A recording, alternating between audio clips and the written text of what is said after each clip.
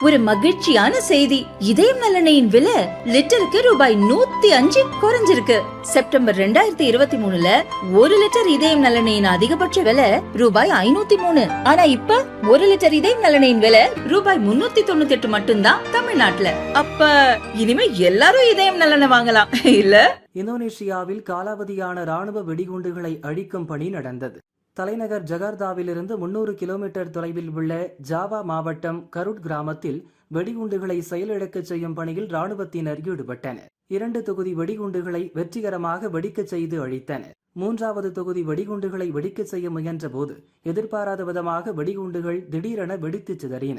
இதில் 4 ராணுவ வீரர்கள், 9 உள்ளூர் மக்கள் என 13 பேர் இறந்தனர்.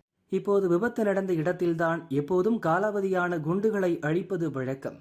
வெடித்து சிதறி கிடக்கும் வெடிகுண்டுகளின் உலோக பாகங்களை உள்ளூர் மக்கள் சேகரித்து செல்வர். அதற்காகத்தான் இந்த முறையும் உள்ளூர் மக்கள் அங்கு கூடியிருந்த நிலையில் வெடி விபத்து நிகழ்ந்திருக்கலாம் என ராணுவ தரப்பில் சொல்லப்படுகிறது. எனினும் விபத்து எப்படி நேர்ந்தது என்பது பற்றி ராணுவம் விசாரணை நடத்தி வருகிறது.